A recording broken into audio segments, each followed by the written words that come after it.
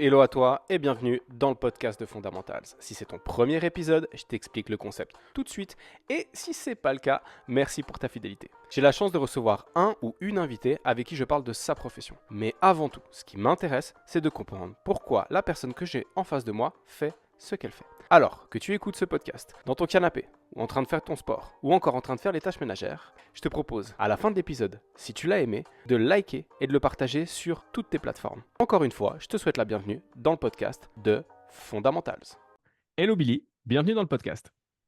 Hello Ken, merci beaucoup pour l'invitation. Avec grand plaisir. Billy, pour commencer, est-ce que tu pourrais te présenter pour les auditrices et les auditeurs du podcast? Ok, je vais essayer de faire super simple, court, efficace. Je m'appelle Billy Faye, c'est mon premier prénom, deuxième prénom. J'ai un autre nom de famille, mais j'aime bien utiliser les deux Ok. pour ce que je fais. Euh, je suis suisse et américaine. J'ai grandi entre la Suisse, les États-Unis et même Singapour. Ok. Et que de base, j'ai quand même beaucoup voyagé, beaucoup vu et vécu des cultures différentes. Donc, ça m'a permis de vraiment développer une grande connaissance et compréhension, on va dire, des différentes cultures qu'on a sur cette petite planète. Mhm. Euh, je pensais pas forcément de base que le fitness allait être ma carrière. C'était vraiment pas du tout lancé dans cette direction à la base. J'ai même découvert le sport, enfin, intégré le sport dans ma vie relativement tard, comparé à beaucoup de coachs que je rencontre dans le milieu. Euh, Initialement, je m'étais lancée vraiment dans des études axées euh, emploi de bureau, on va Ok. dire. J'ai changé même plusieurs fois de voie d'études parce que je trouvais pas vraiment quelque chose qui me convenait particulièrement. Mais j'étais vraiment encouragée à faire des études, quoi. Euh, et puis, en fait, c'est seulement lorsque j'étais dans une école de management où tout d'un coup, je commençais à avoir un peu des nouvelles envies aussi pour moi, pour ma vie, mais pas forcément pour l'immédiat, mais surtout pour l'avenir. Ok. Donc, si tu veux, je viens d'une famille de sportifs, en tout cas du côté américain, mais en Suisse, le sport n'est pas autant développé qu'aux États-Unis. Donc, du coup, dans mes études scolaires en Suisse, il me manquait quand même un peu cet élément de compétition. Il y avait du sport, mais il y a toujours un peu cet aspect loisir. Donc, du coup, il n'y avait pas vraiment ce côté travail de la condition physique pour développer un peu ses compétences dans une pratique sportive. Ok. Donc, ça a affecté un peu ma confiance en moi. Et puis pendant super longtemps, je faisais partie de ces personnes qui disaient genre, ah non, le sport, c'est pas du tout pour moi. Vraiment, c'est pas mon délire, quoi. Ok. Et puis bref, quand j'ai enfin trouvé des études qui me convenaient, où je commençais à avoir un peu un avenir potentiel, j'ai commencé à justement réfléchir à quels autres changements est-ce que je voulais faire pour moi dans ma vie. Et je savais que le sport, c'était quand même quelque chose qui me manquait énormément, même si c'était pas mon truc, simplement pour une question d'équilibre et d'épanouissement, pardon, plus tard dans ma carrière. Même si Ok. j'étais pas trop sûre exactement ce que ça allait être comme carrière, mais quand je regardais les personnes qui m'inspiraient ou qui en tout cas ont accompli énormément de choses dans leur vie, Mhm. ils ont quand même cet aspect sport, santé, équilibre personnel pour justement pouvoir devenir la meilleure version d'elle-même. Ok. Puis du coup, c'est en parallèle de ces études que j'ai commencé à apprivoiser tout ça. J'ai commencé à accrocher dans les cours collectifs. Ensuite, j'ai commencé à faire une formation pour devenir prof de cours collectifs, mais juste pour avoir un travail à côté de mes études. Euh, Puis je crois que c'est là que je t'ai rencontré en premier parce que tu as enseigné un des modules. Ok. C'est super drôle que les chemins se Ouais. recroisent. Euh, et puis après, voilà, j'ai juste un peu commencé là-dedans. J'aimais bien cette connexion avec les gens. J'aimais beaucoup l'aspect musique, divertissement aussi, où on peut lâcher un peu prise par moment. Et puis voilà, je continuais un peu mon parcours de vie comme ça, sans vraiment penser que le sport allait vraiment continuer de prendre de la place. Mais la passion continue à se développer. Et puis, bah, à côté, j'essaie de trouver un peu mon chemin d'un point de vue professionnel standard dans les bureaux. Euh, et puis voilà, j'ai eu beaucoup d'expérience justement dans le monde corporate, si on peut dire. Donc, toujours un peu des mandats qui m'ont fait aussi de nouveau beaucoup voyager à l'étranger. Mhm. Donc, en fait, mine de rien, j'apprenais sur le terrain comment maintenir une routine fitness, des habitudes alimentaires, etc., tout en étant tout le temps en déplacement. Et du coup, bah, comme tu le sais, dès que tu es en déplacement, c'est hyper difficile de trouver de trouver une certaine stabilité, de pouvoir maintenir sa routine, etc. Donc voilà, ça m'a permis de vraiment un peu développer ce côté-là. Ok. Euh, Ensuite, j'ai fait une formation de personal trainer, mais une fois de plus, juste pour mon éducation, sans vraiment penser que j'allais faire quelque chose de concret, mais j'avais besoin d'en savoir plus. J'avais besoin de savoir des choses beaucoup plus concrètes que simplement les informations qu'on trouvait sur les réseaux, sur Insta, sur YouTube, ce que tu voulais. Et du coup, bah, j'ai commencé à continuer mon parcours de formation en tant que personal trainer. Mhm. Là, c'était cool, c'était vraiment intéressant. On a pu creuser un peu le nerf du sujet. J'ai même fait une formation où j'ai pu même voir des cadavres Ok. dans une école de médecine. Euh, et ouais, juste la fascination pour le corps humain a continué de se développer. Ok. Du coup, ta formation de personal trainer, tu l'as faite où? J'en ai fait plusieurs. J'en ai fait une online et puis après une en présentiel. Celle en présentiel, c'était au Centre sportif universitaire de Lausanne. Ok. Et c'est via ce cadre-là que j'ai pu aller à l'école de médecine pour un Mhm. démo de l'anatomie. Ok. C'était Incroyable. vraiment unique comme opportunité, c'était cool. Sans paraître morbide. C'est bien de le préciser. Euh, le switch au moment où aujourd'hui, est-ce que tu as toujours une partie de ton travail qui est du travail administratif dans des bureaux ou tu es 100% à ton compte et tu fais que du coaching? Alors là, je suis 100% à mon compte. Ok. C'était pas prévu dans le sens où j'ai toujours su que je voulais être à mon compte à un moment donné ou un autre, mais je pensais pas que j'étais prête. Mhm. Et puis en fait, en début 2022, je me suis retrouvée au chômage sans m'y attendre du tout. J'ai fait quelques mois de chômage et justement, vu que j'ai un parcours hyper polyvalent d'un point de vue professionnel, c'était pas évident pour moi de trouver du travail en Suisse et honnêtement, je me suis trop ennuyée. Mhm. C'était difficile pour le moral d'être un peu chez toi en train de rien faire et puis je savais que j'allais pas vraiment trouver quelque chose qui me convenait à 100% dans un bureau parce que Mhm. j'avais toujours l'impression qu'il y avait des limites. Ok. J'avais toujours envie de faire plus et puis on peut pas forcément faire plus. Et donc, en fait, bah, j'ai un peu craqué chez moi. J'ai regardé toutes les économies que j'avais faites durant toutes ces années parce que j'étais pas une grosse dépensière. Et du coup, je me suis dit, bah, go! Essaye de construire quelque chose de tes propres mains. Occupe-toi déjà l'esprit. Regarde si tu peux aider des gens, Mhm. faire quelque chose de cool pour les autres. Et tu verras ce que ça donnera, quoi. Incroyable. C'est C'est, un c'est... c'est un peu un truc de dingue, mais ouais, c'est parti de là. Ok. Aujourd'hui, concrètement, ton travail et ton activité. Alors, avant ça, euh, il me semble, t'as pas encore 30 ans ou t'as tout juste 30 ans, je sais plus. Tu m'as dit l'autre jour, c'était ton Ouais, anniversaire il y a pas longtemps. euh, demande-moi mon poids, c'est moins gênant. Non, oui, j'ai passé les 30 ans, pas Ok, très longtemps. ok. Non, mais c'est juste pour que les gens aient une idée de la temporalité et des années qui sont derrière toi et qu'ils arrivent à mettre dans un contexte l'expérience professionnelle, l'expérience de vie. Et c'est pour ça que je pose en général la question de l'âge. Ok, donc un petit peu plus de 30 ans, un petit peu plus. Euh, Aujourd'hui, ton travail, ça ressemble à quoi? Parce que tu fais du Um, coaching, mais je sais que tu fais du coaching online, en présentiel. Aujourd'hui, comment tu décrirais ton travail? oui, mon activité est principalement du coaching online. Mhm. Et donc, mon, mon service de coaching, si on peut dire ça comme ça, s'appelle Fit Boss Babes. Mhm. Et je l'ai créé avec comme idée principale, qu'est-ce que je peux mettre en place pour apporter le maximum aux femmes? Parce que je savais déjà de base que je voulais me concentrer principalement sur le coaching des femmes.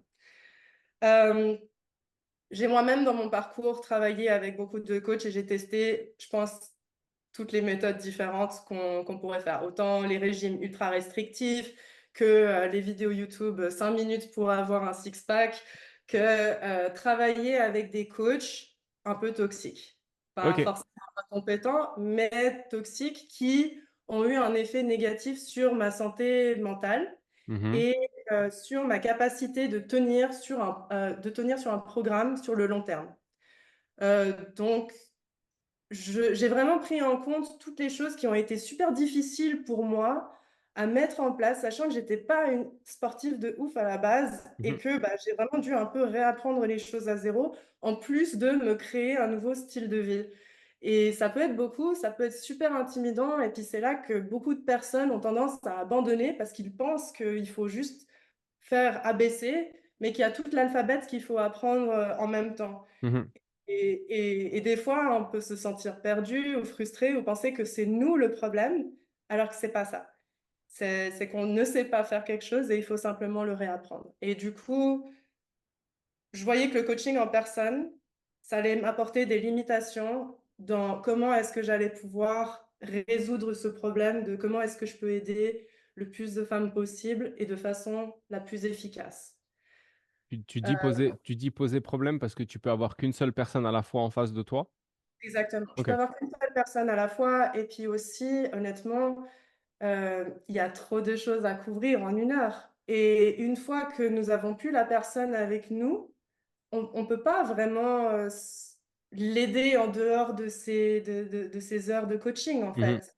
Même si on lui donne un programme ou quelque chose comme ça, je sais pas, il manquait un petit quelque chose, en tout cas pour moi, d'après ce que j'avais vécu, vu, etc. Ça ne veut pas dire que je suis contre le présentiel, Mhm. mais en fait, je pense que la majorité des gens à l'heure actuelle, autant hommes que femmes, ont besoin d'un coach plutôt que d'un personal trainer, dans le sens où le coach va les aider à mettre en place des nouvelles habitudes qui vont pouvoir facilement s'intégrer à leur qualité de vie actuelle, alors que dans le personal training, on va pouvoir travailler un peu la motivation, on va pouvoir travailler un peu la technique, l'exécution des exercices, etc. Mais il y a moins le temps de pouvoir regarder qu'est-ce qui se passe réellement en dehors de ça. Et c'est ça Ok. qui, pour moi, fait la grosse différence dans les résultats que quelqu'un va obtenir et aussi la longévité de ses efforts. Mhm. Pas qu'elle abandonne au bout de 3 mois parce qu'elle est saoulée. Ok.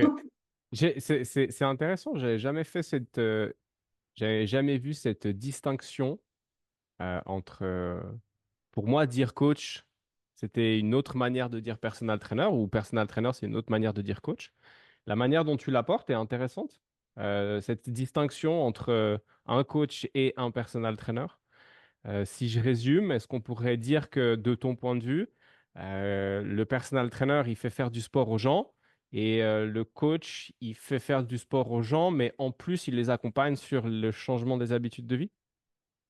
Voilà. Ok, Et l'un n'est pas limité, les deux peuvent bien sûr. se lier, etc. Mais en 1 heure, si on veut faire entraînement, nutrition, technique plus lifestyle, pour moi, j'ai pas assez de temps pour vraiment aider la personne. Ok. Ça reste un peu abstrait. Ouais, Donc, idéalement, au début, on combine les deux pour justement pouvoir optimiser autant l'aspect technique que la mise en place, on va dire, de la routine. Mais voilà, quand j'observe et quand je discute surtout avec les gens, ce qu'ils ont besoin, c'est de stratégies pour leur qualité de vie plutôt que je vais t'aider à compter tes reps à la salle. ouais, non, bon, ça, on est d'accord. Euh, Ça, on est d'accord. Tu peux compter tout seul. oui, mais il y en a beaucoup, en fait, je vois, ils disent, ah, j'ai besoin Bon, ils disent coach ou personal trainer, on est Ouais, d'accord ouais. ici, le mot, mais ils disent j'ai besoin d'un coach pour me motiver à la salle. Genre, peut-être sur le moment, mais tu as aussi besoin d'autres conseils en dehors de tes petites heures à la salle, parce Mhm. que c'est pas juste 1 heure à la salle de temps en temps qui va radicalement changer la situation, de mon expérience en tout cas. Ok. J'aimerais revenir sur deux choses. J'aimerais revenir sur...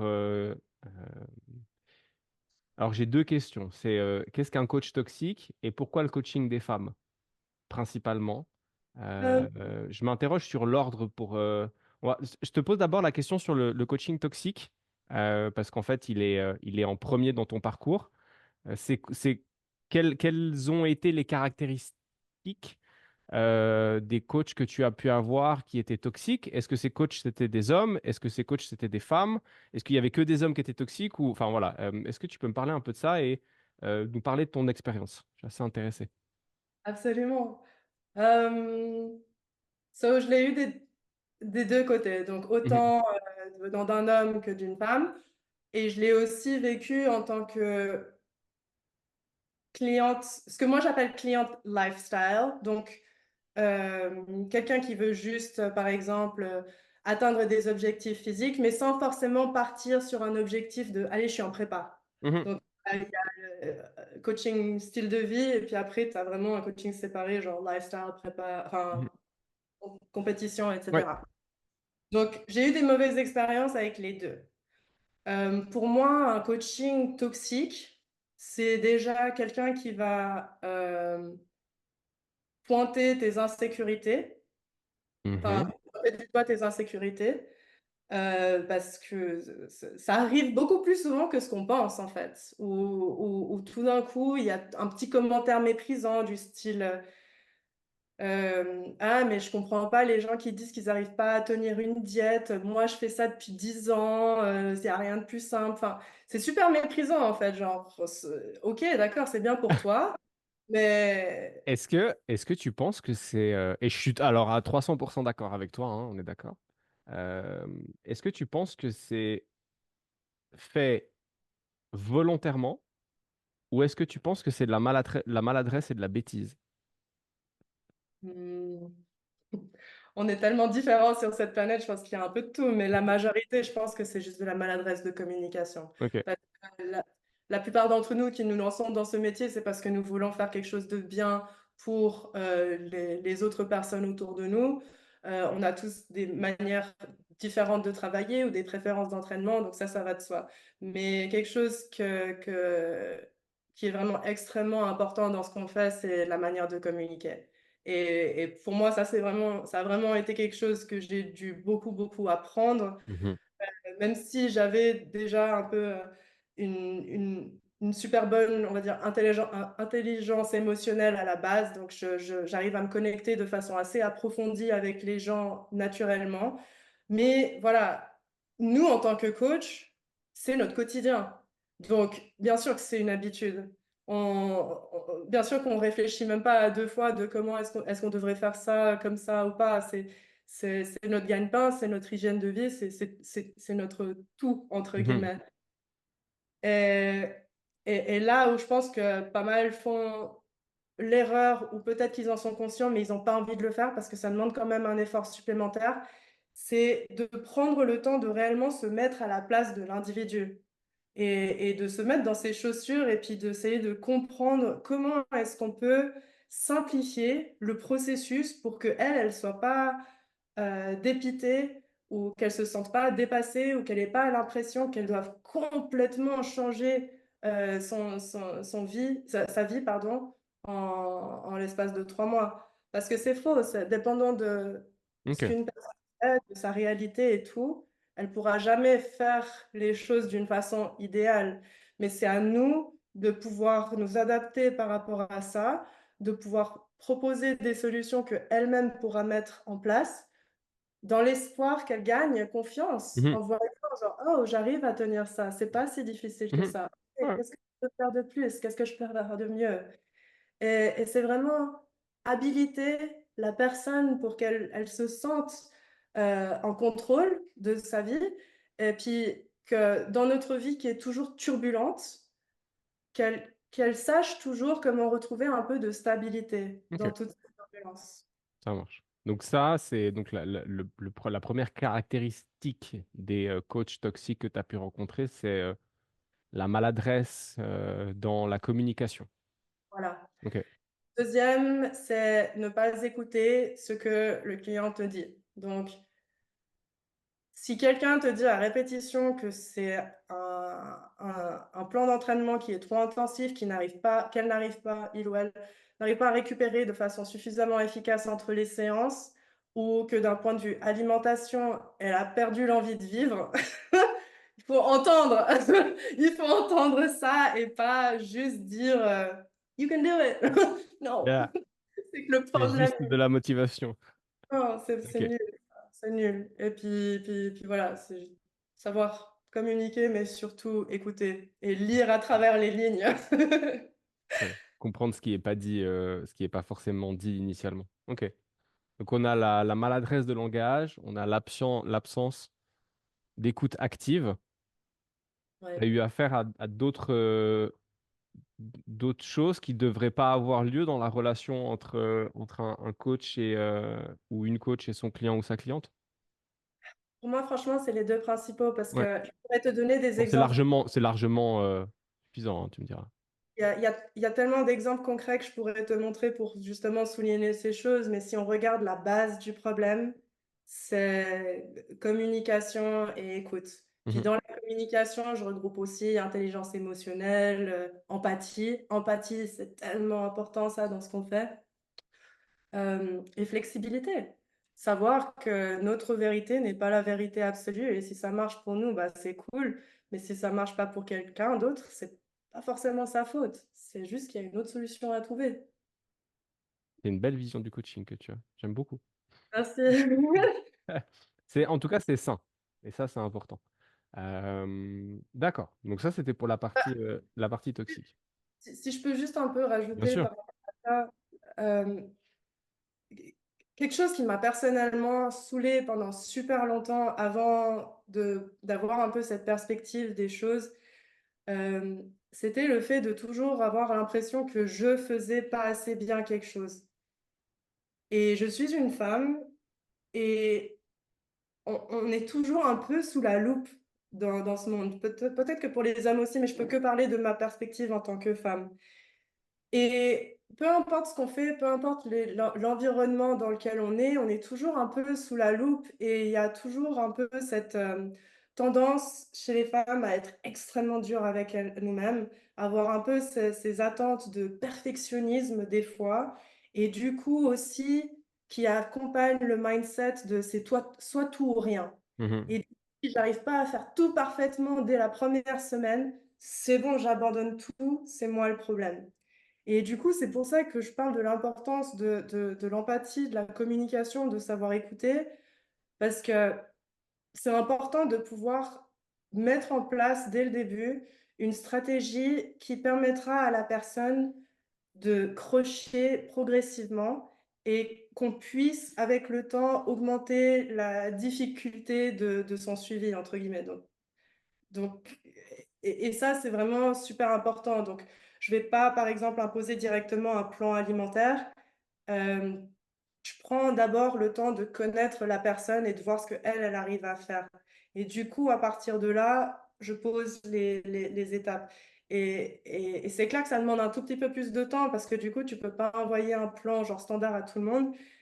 Mais je vois que ça fait vraiment une vraie différence dans comment la personne, elle se sent. Genre, des personnes qui n'arrivaient jamais à accrocher au sport auparavant et puis qui étaient toujours dans les extrêmes par rapport à leur diète, etc. Et de juste entendre Oh, waouh, c'est la première fois que je peux tenir un truc aussi longtemps. Tu vois que là, elle prend une confiance en elle et elle commence à augmenter la valeur qu'elle a de soi sans foirer en fait. Et Mhm. puis ça, c'est un gain à chaque fois, à chaque semaine. Donc, ouais, c'était un aspect important pour moi de couvrir. Ok.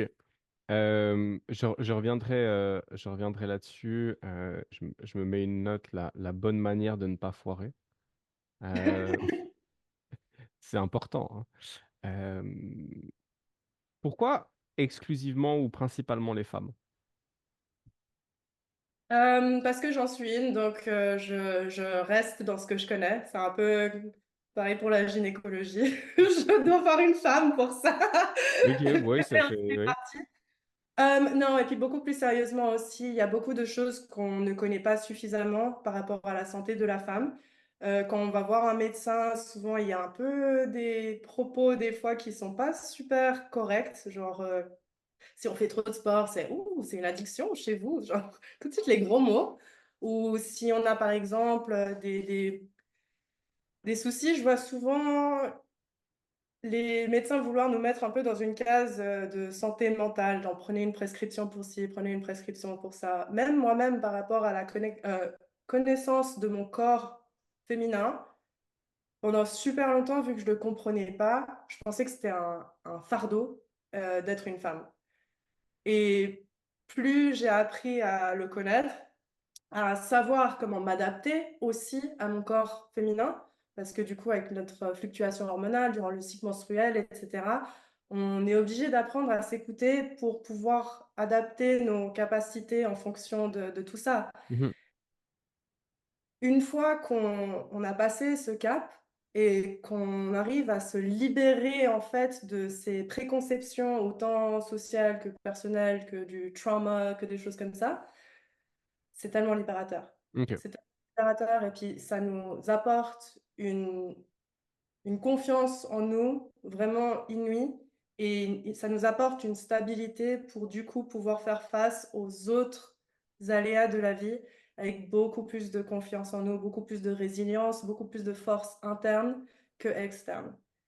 Euh, tu te renforces un peu plus en tant que femme, non seulement à l'intérieur, tu te sens un million de fois mieux, mais ensuite, tu peux aussi aider les autres autour de toi de façon beaucoup plus efficace parce qu'on est tout le temps en train d'aider autrui, que ce soit parce qu'on est maman, parce qu'on aide ça, parce qu'on est en train d'aider nos grands-parents ou aider des amis. Enfin, les femmes sont toujours en train de se donner dans tous les sens et puis elles s'oublient. J'aimerais pouvoir leur offrir cet espace sain, safe, sans jugement où elles peuvent travailler sur elles-mêmes et se renforcer et, et devenir des guerrières parce qu'on l'est. Genre, la capacité pour une femme d'endurer la douleur est plus forte qu'un homme. Si tu regardes Clairement. dans les recherches scientifiques et tout, c'est vraiment quelque chose. J'ai pas besoin d'avoir regardé dans les recherches scientifiques. J'ai vu ma femme faire Exactly. l'acte d'abnégation le plus grand, c'est-à-dire euh, céder son corps à un être qui grandit à l'intérieur d'elle. Et heureusement que la nature elle vous a donné la responsabilité d'assurer les futures générations, parce que si ça avait été pour les hommes ou par les hommes, à mon avis, ça se serait arrêté assez rapidement. Ça. Donc, j'approuve ce que tu dis. Le fait d'avoir compris biologiquement, physiologiquement, anatomiquement beaucoup plus que c'est vraiment d'être une femme. Mhm, Et il y a beaucoup de choses moins fun. Mais le fait qu'on a ces choses moins fun, ça nous donne des capacités juste tellement plus fortes. Et je mhm. trouve que le dialogue dans notre société devrait changer un petit peu plus par rapport à ça. Euh, Beaucoup plus. Moindre qu'on puisse dire. Beaucoup plus. OK. Euh, la question centrale du podcast, je vais te la poser maintenant, parce que maintenant on en sait un peu plus sur qui tu es et ce que tu fais, même si j'ai déjà des idées de réponses possibles. Euh, Quelle est une valeur, Billy, qui est importante pour toi et qui aujourd'hui est satisfaite à travers le travail que tu fais? Euh, je dirais équilibre, harmonie et Mhm, aussi force et élégance. Et ça, du coup, c'est vraiment des mots que je répète souvent à mes clientes parce que ça paraît peut-être un peu basique, mais on retrouve tout. Une fois qu'on a un peu d'équilibre et d'harmonie par rapport à notre relation personnelle à nous et aussi dans nos routines au quotidien, a un petit peu plus la possibilité de pouvoir vivre pleinement cette force et cette grâce qu'on possède toutes à l'intérieur de nous. Ça m'est égal de ce qu'on dit, on l'a toutes entre nous. Mhm. C'est le- la force d'être une femme. Euh, pour du coup pouvoir continuer de s'affirmer et s'épanouir dans un monde d'hommes. Parce qu'on Mhm. aura toujours le regard, le jugement, la pression, les critiques. Mais la question, c'est, bah, tu peux pas échapper à ça. Donc, pourquoi pas leur donner vraiment de quoi regarder, faire un show et puis s'amuser en passant. Et puis juste, ouais, lâcher prise et puis devenir vraiment la meilleure version de nous-mêmes, peu importe ce qu'elle soit. Toutes les versions sont absolument magnifiques. Ok. Mais le doigt, Équilibre, harmonie, force et élégance. ouais. C'est classe. C'est classe. Euh, tu mets en avant le jugement des hommes, et je suis d'accord avec toi. Malheureusement, la jante masculine manque beaucoup de... euh, alors, pas pour tous les hommes, hein, pas pour tous les hommes, évidemment, mais manque beaucoup de délicatesse et d'éducation et d'une certaine forme d'intellect dans la manière dont ils communiquent avec les femmes, une certaine forme d'intelligence. Euh, Comment est-ce que tu expliques la violence verbale et le jugement des femmes envers d'autres femmes? Parce que ça existe aussi. Ouais. Ça existe aussi. Dans les commentaires sur les réseaux sociaux, on voit effectivement sous les publications de femmes des propos qui sont déplacés de la part d'hommes, des propos qui sont parfois violents, mais on voit aussi des propos déplacés, des propos violents de la part de d'autres femmes. Comment est-ce que comment est-ce que tu peux expliquer ça? Ouais, ça c'est déjà quelque chose que j'ai vécu, moins sur les réseaux, plus en personne. Mhm. Oui, ou Euh, en personne, hein. ouais. Et puis c'est même, honnêtement, si je peux dire, plus douloureux que une critique venant d'un homme. Je le lis un peu, si ce n'est complètement, à une certaine manque de confiance en soi et aussi une manque personnel de oser, de changer sa propre situation actuelle. Euh, Ok. parce que, en fait, si tu veux, je- par le biais de mes concours, et puis aussi par les événements professionnels auxquels je vais, ils sont toujours à l'étranger, donc vachement dans le monde anglophone et tout, mais je dirais surtout dans les concours. Moi, je m'attendais la première fois à ce que ça soit genre vraiment ultra dur d'un point de vue social. Je m'attendais à ce que toutes les filles soient super agressives. Tu sais, on n'a pas mangé pendant des mois et puis on a tout envie de gagner. Donc, ouais, Ça fait un cocktail assez explosif. moi, je pensais que ça allait être un truc chaud, quoi. Mhm. Et en fait, vraiment le contraire absolu. Mhm. Genre ultra bienveillant, ultra supportive. Enfin, euh, vraiment, genre, c'était la première fois de ma vie que j'étais vraiment entourée de femmes où je ressentais pas du tout cette pression, pas du tout cette critique, pas du tout ce genre, ah, tu l'as vu, elle, ou quoi que ce soit. Alors que je l'ai vraiment ressenti, je pense, dans genre presque tous les autres environnements où il y avait des femmes aussi. Et du coup, en fait, j'en ai un peu tiré la conclusion que si tu es suffisamment bien dans tes baskets et que tu es vraiment en train de faire des choses pour toi et que tu as eu un peu ce déclic mental de genre, si je veux que quelque chose change pour moi, j'ai le pouvoir de me le fournir, même si ça ne sera pas immédiat, mais j'ai le pouvoir de changer ça. Dès le moment qu'il y a eu ce déclic, pour moi, une femme, elle va plus avoir tendance à chercher à rabaisser une autre femme de cette manière-là. Ok. Parce que tu as compris que le monde est dur pour nous toutes. C'est pas facile de se voir vieillir, c'est pas facile, genre tout ce genre de choses. Enfin, ça devrait l'être, il n'y a pas de problème avec ça, c'est naturel. Mais la société, les mœurs, ce qu'on nous dit depuis même l'âge de 8 ans, c'est genre on a une date de péremption. Et puis on est un peu en compétition avec l'une et l'autre. Alors que c'est faux, c'est faux. Et pour moi, dès qu'une femme, elle a un peu ce déclic, elle a plus le temps de critiquer les autres. Donc ça, c'est quelque chose pas facile à naviguer sur le moment. Parce que, voilà, enfin, je suis personne pour commencer à débattre pendant 10 000 ans avec tout le monde. Chacun a son chemin, etc. Mais j'essaye de faire quand même certains commentaires sur le moment pour inciter la personne à réfléchir un tout petit peu plus. Juste, ça, genre, planter des petites graines. Et après, tu verras ce que la personne, elle fera un peu de sa vie et tout, mais c'est en changeant le discours qu'on a de nous-mêmes et le discours qu'on a de l'une et l'autre que progressivement les choses, elles vont changer. Mais si on dit rien et qu'on reste dans le «Ouais, t'as raison, ouais, ouais, ouais, ouais», non. Si t'as une pote qui dit quelque chose, tu lui dis simplement genre «Meuf, laisse-la tranquille, elle est en Mhm. train de faire des trucs, laisse-la vivre sa vie, si t'es pas contente avec quelque chose, peut-être change un petit peu quelque chose chez toi».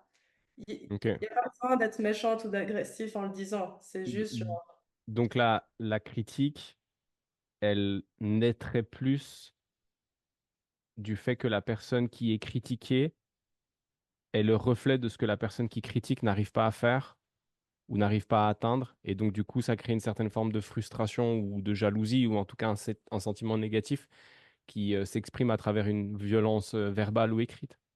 voilà. Ok. Évidemment, en toute situation, là, ses affinités. Si une fille jolie vient draguer le mec de l'autre, je peux comprendre que ça passe mal.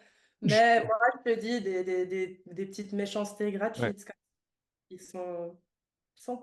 sont pas utiles. C'est Ah, juste clairement pas. Mais de l'énergie pour gaspiller de l'énergie. ouais. Non, mais je me pose toujours je me pose toujours cette question.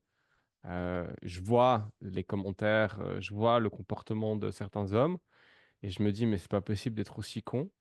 Et c'est vrai que je suis toujours choqué dans un monde où malheureusement la femme n'a pas encore la place qu'elle mérite Ouais, et où elle doit constamment faire ses preuves, et on en reparlera peut-être après.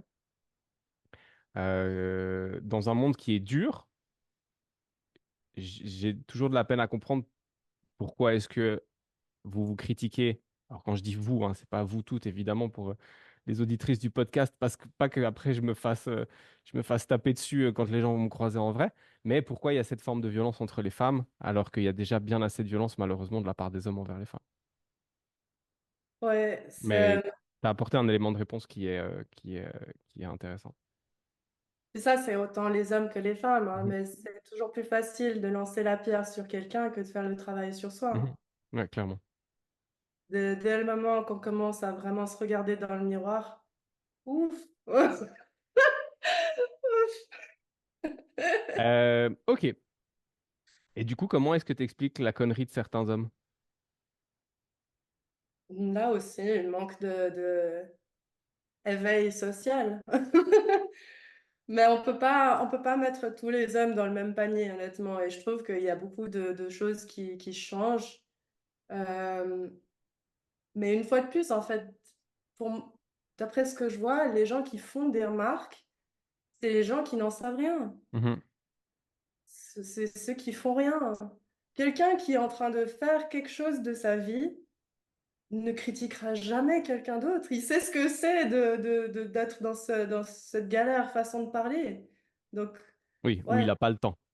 voilà, c'est ça. So, non, c'est jamais facile, c'est jamais agréable, mais voilà, à la fin de la journée, la personne, elle est dans sa situation pour une raison très précise, et la personne qui cherche à évoluer, elle a pris des décisions d'agir. Mhm. Et ça va toujours frustrer quelqu'un. Toujours. De mon changement de vie, quand je suis passée de genre ultra grande fêtarde à, on va dire, coach athlète, ça me fait encore bizarre des fois de le dire. Bah, honnêtement, je pensais pas vraiment perdre des gens sur la route, en fait. Je Mhm. pensais pas avoir des remarques, des critiques, des ci, des ça. Et j'en ai eu énormément. Donc, peu importe la décision qu'on prendra dans notre vie, il y aura des gens qui diront oui, des gens qui diront non, et des gens qui diront hein. What? Dans ton parcours, autant en tant que personne voilà, qui s'entraîne pour elle-même que dans ton parcours de coach. Il y a eu des grands moments de découragement, des moments où tu t'es dit, waouh, c'est compliqué, je vais peut-être revenir en arrière. Tellement! Il y en a eu tellement! Ah non, c'est dur, hein. Il y a tout qui est dur. Tenir la routine, c'est dur. Se lancer dans la compétition, c'est dur. Être indépendant, c'est dur. Et après, prendre la décision de faire ton activité online, euh, donc sur les réseaux ou à distance, etc., peu importe comme tu veux le formuler, comparé à que du présentiel, c'est difficile.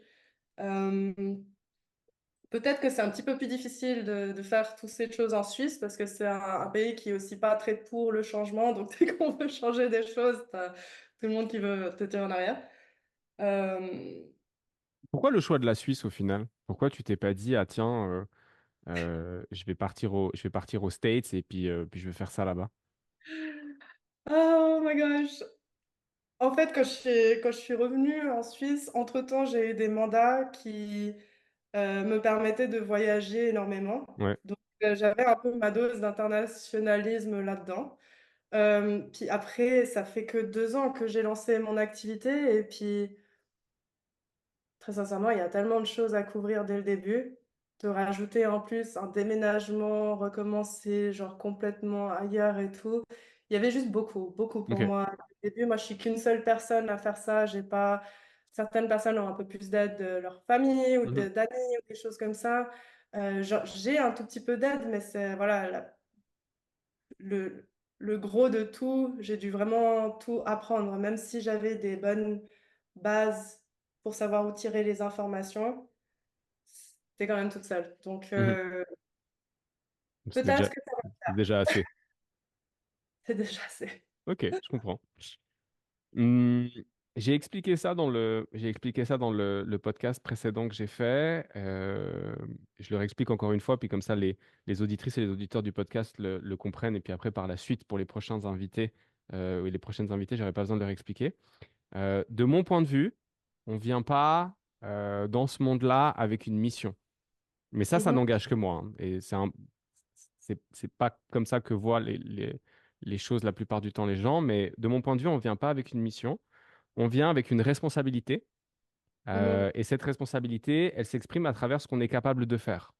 mhm, Et donc, je pense qu'on a toutes et tous des talents dans différents domaines. Et que notre responsabilité dans ce monde, c'est de mettre nos talents à profit des personnes qui nous entourent et du monde dans lequel on vit. mhm, Aujourd'hui, toi, à travers le prisme de ce que je t'ai expliqué, quelle est ta responsabilité et qu'est-ce que tu cherches à accomplir? mhm.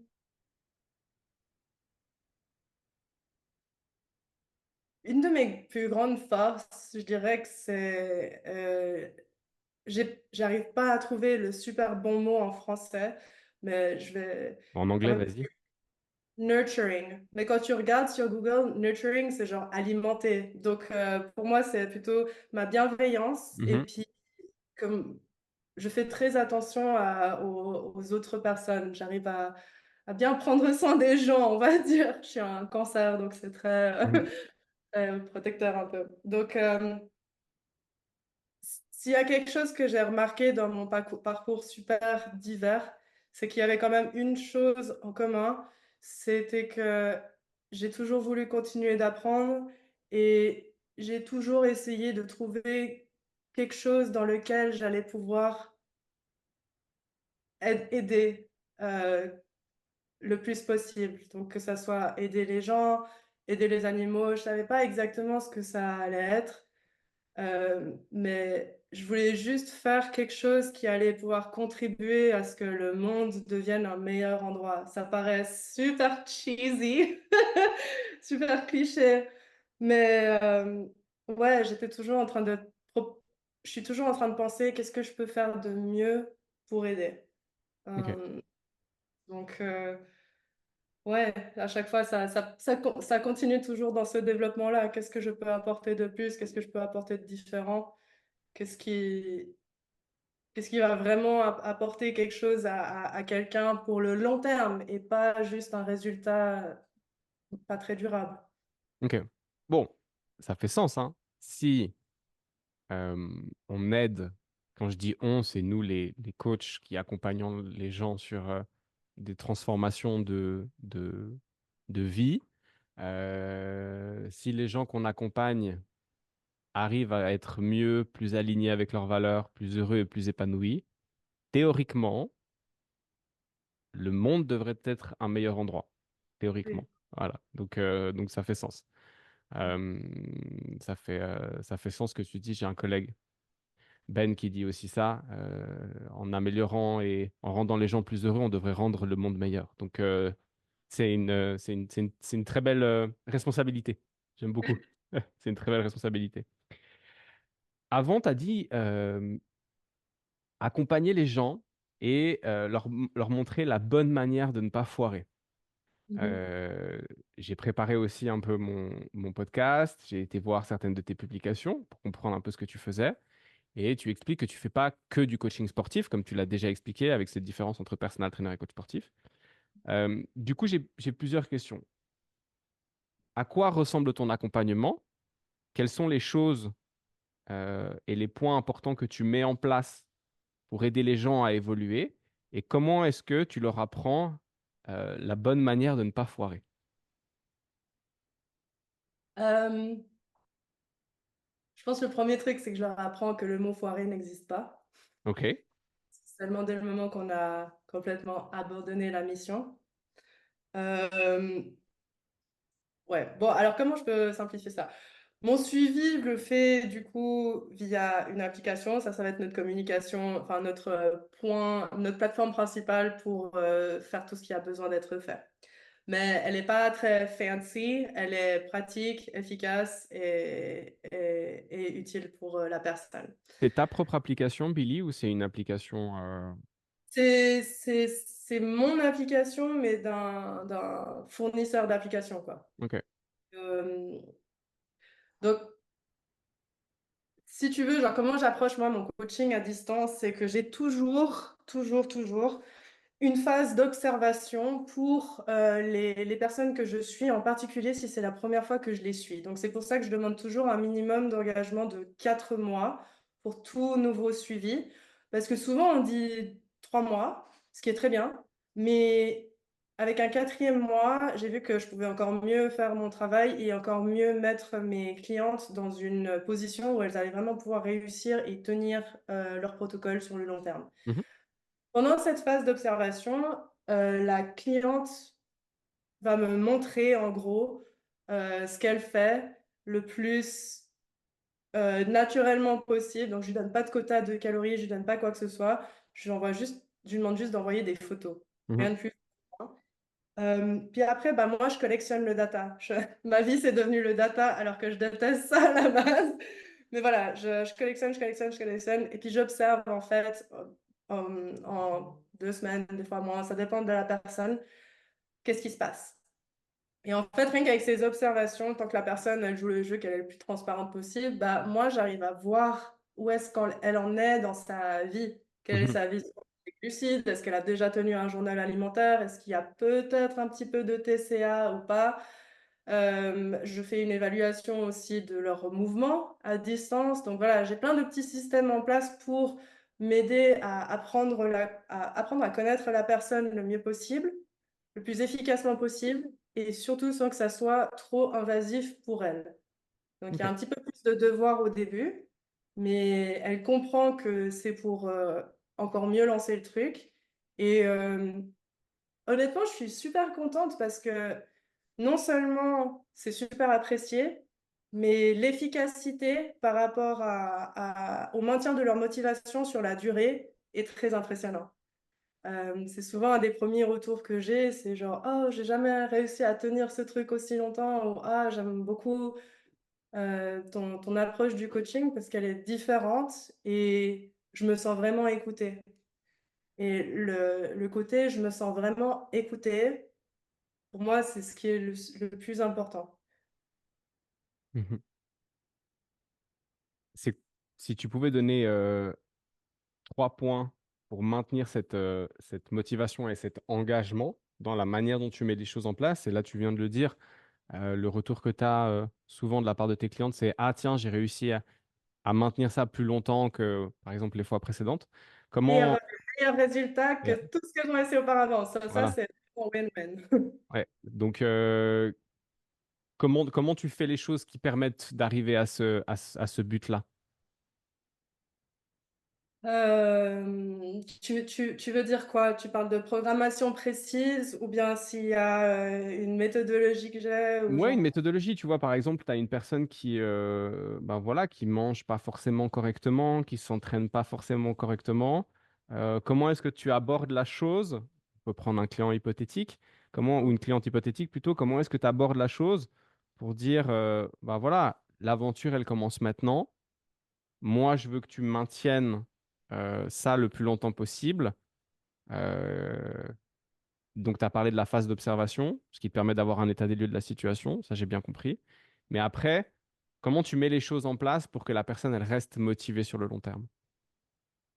Euh, alors déjà, j'ai les bilans hebdomadaires et comment je leur donne le feedback est assez différent Mhm, comparé à ce que j'ai vu beaucoup faire. Beaucoup plus personnel dans la manière de l'envoyer. Donc ça a un impact aussi différent de comment tu arrives à captiver l'attention de l'individu que tu as en face de toi. mhm, Euh, Ensuite, pendant tout le long de leur suivi, j'accompagne leur parcours avec beaucoup d'éducation supplémentaire que je fais sous forme de vidéos que j'enregistre au fur et à mesure.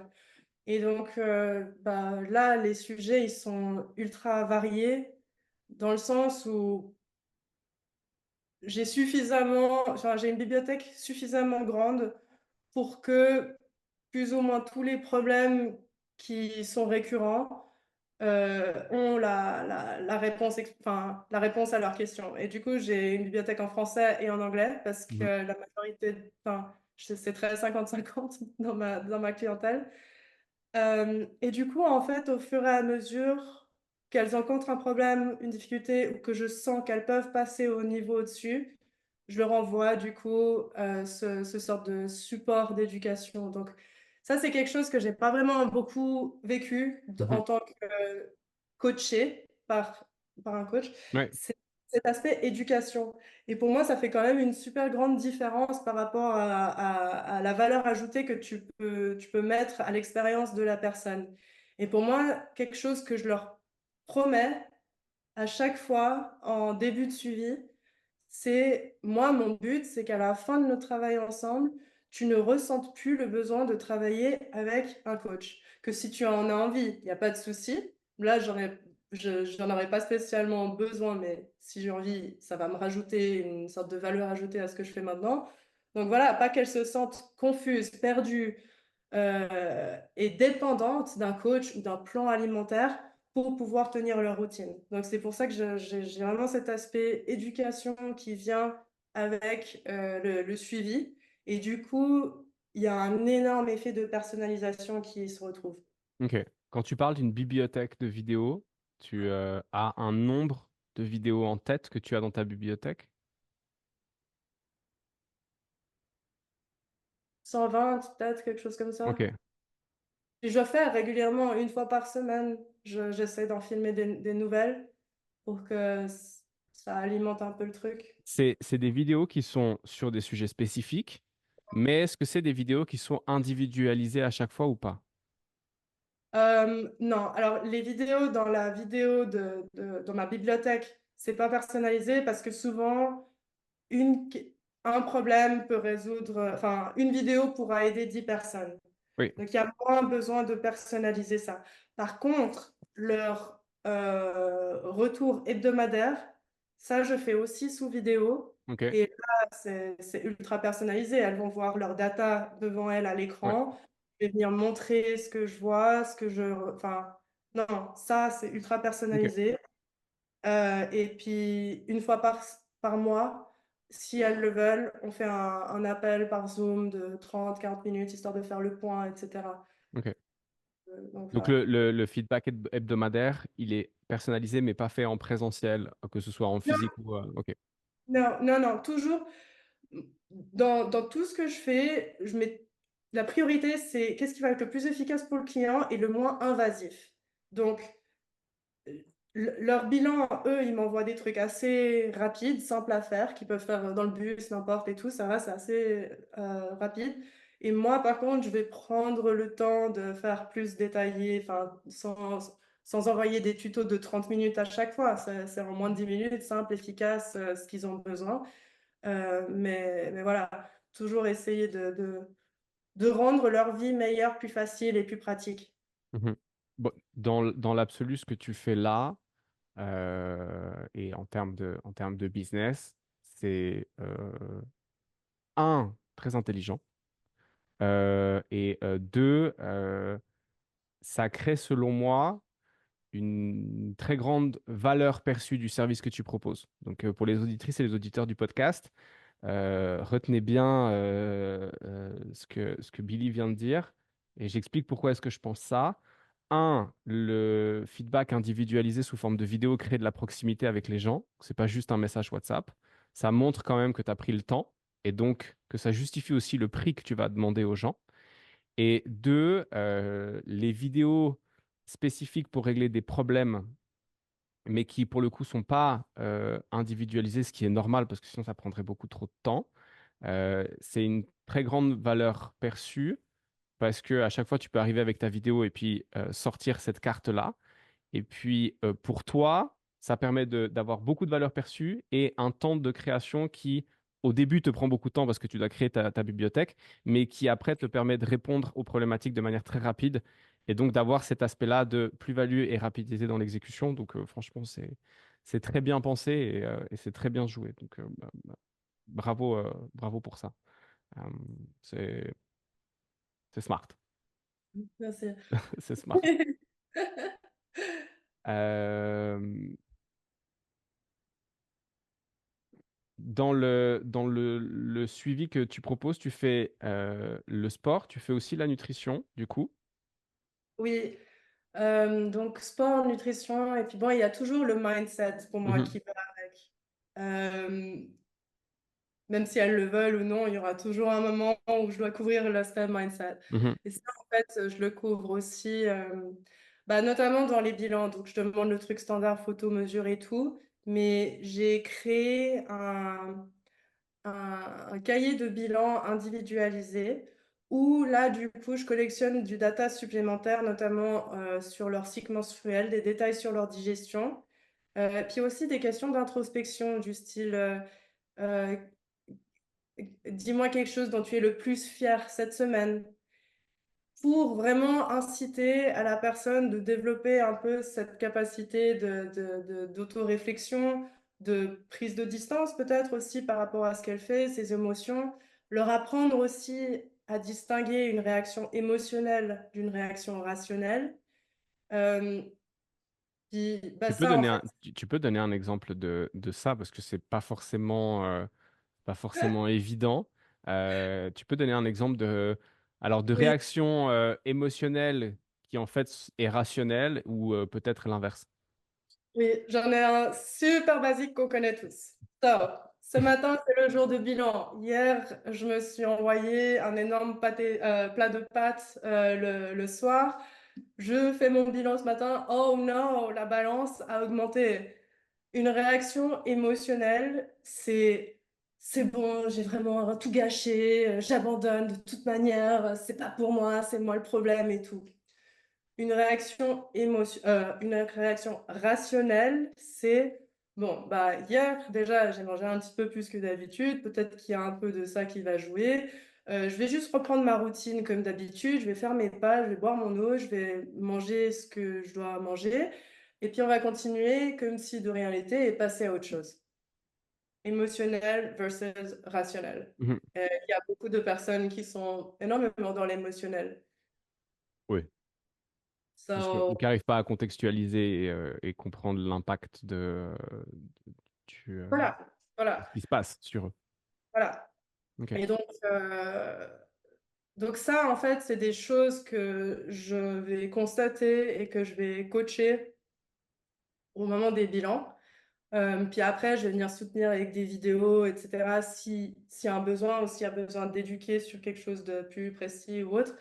Mais voilà. Après, dans leur protocole habituel pour mes clientes, donc ça va être les entraînements. Je donne pas des entraînements de dingue, je leur donne vraiment ce qu'elles ont besoin de niveau efficacité, rentabilité et tout. Alimentation, bah ça dépendra de l'éducation et du confort de la personne par rapport à l'alimentation. Donc, quelqu'un qui a jamais tenu un journal alimentaire, je ne vais pas lui donner des macros ou des calories. On Mhm. va commencer par la base. Je vais regarder si elle mange des légumes, si elle mange assez de viande, et on commence là. Mhm. Mais il n'y a même pas besoin de parler de calories, de macros ou quoi que ce soit. Cette personne ne va rien comprendre, elle ne va pas m'écouter. Donc, je dois adapter ma communication et mon approche pour que justement elle puisse faire autrement, mais quand même réussir à quelque chose de super bien. Euh, je donne pas, quasiment pas de cardio, mais je les montre comment être plus actifs dans leur quotidien. Ok. Et ça, c'est beaucoup plus efficace aussi en termes de durabilité de routine. Pourquoi pas de cardio? Parce que pour la plupart des personnes ont besoin de bouger plus et régulièrement plutôt que de cogiter sur des frustrations peut-être qui vont traverser leur esprit pendant le cardio. Ok. Moi, personnellement, le cardio, j'aime toujours pas. C'était quelque chose que je détestais au début. Et si on me mettait du cardio en fin de séance, en général, c'est le truc que je vais sauter. Mhm. Alors que si je dis à la personne, bah, on va mesurer le nombre de pas que tu fais pendant 2 semaines, on va faire une moyenne à partir de ça, et après, je te donne un petit objectif, sans passer de 5 000 à 10 000. C'est super nul, ça, c'est pas, ça va pas le faire. Mais 5 000 à 6 000, Mhm. petit, progressivement, nanani, nanana, puis après petit, puis tout en respectant ce que la personne, elle peut faire avec son emploi du temps, etc. Mais l'être humain a besoin d'être en mouvement plus régulièrement pour être en bonne santé mentale, physique, spirituelle, plutôt que de faire des périodes de cardio de 20 minutes Mhm. et plus rien pour le restant de la journée. Like, en tout cas, c'est comme ça que je, Ça je se, ça se, conseille. ça se défend. Et de manière générale, alors après, on pourrait parler d'un aspect physiologique et santé cardiovasculaire, mais d'un point de vue entretien de la motivation et retour sur investissement, euh, à ressources de temps limitées, hein, évidemment, je pense que ça fait plus sens de faire faire de la musculation à tes clientes que de leur faire faire des heures de cardio. Et surtout que elles vont avoir plus de résultats et construire en même temps de la confiance et de la condition physique.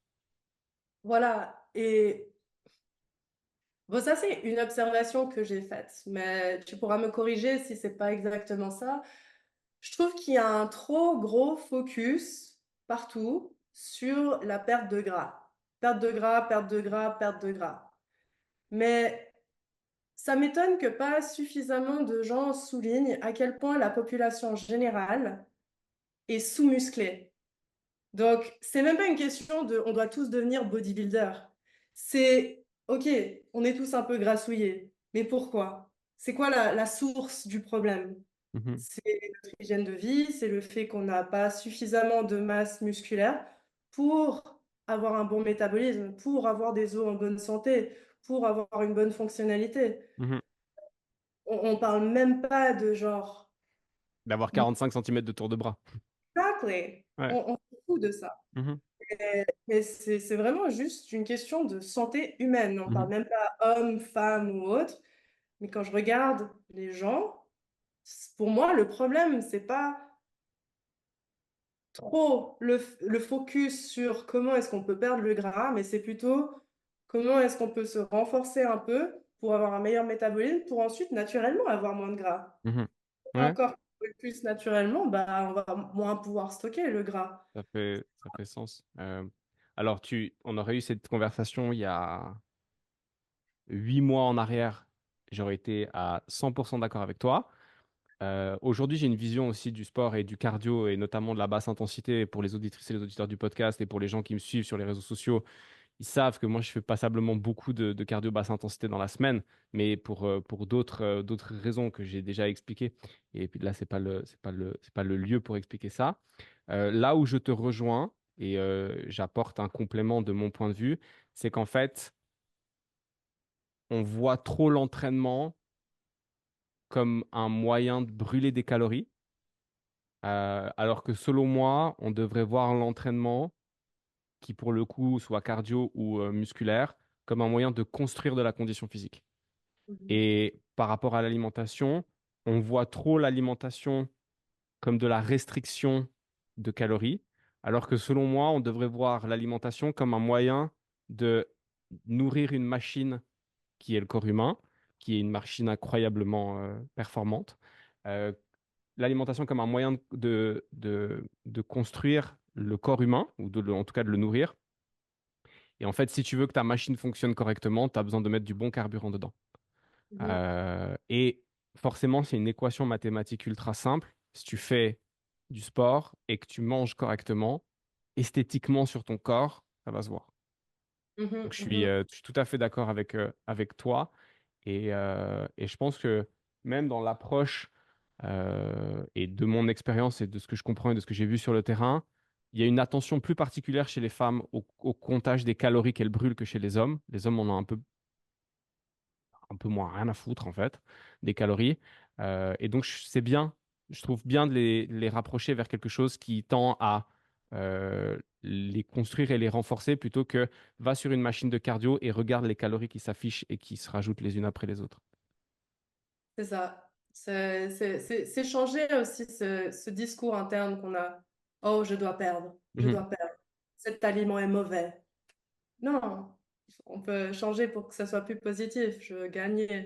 Ouais, c'est ça, je veux gagner, je veux construire, Gagner. ouais, ouais, je veux soulever plus lourd, euh, je, je veux être une badass. Non, je suis d'accord avec ça. Tu parlais de mindset avant. Euh, Il y a quelque chose de récurrent qui revient chez les personnes que tu accompagnes. Peut-être pas chez toutes les personnes, mais chez la majeure partie des personnes que tu accompagnes, d'un point de vue mindset. Euh, la peur de oser plus, dans le sens où je vois systématiquement une femme rester un peu dans sa zone de confort.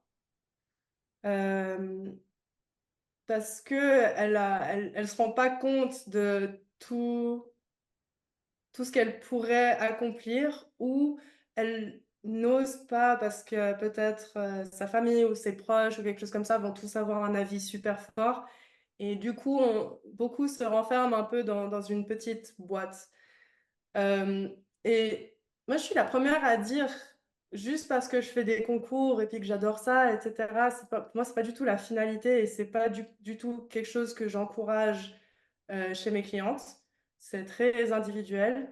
Mais par contre, oser soulever plus lourd que ce qu'on pense, oser se challenger d'une façon différente que ce qu'on a fait jusqu'à présent, ça, je ressens beaucoup d'hésitation, Ok.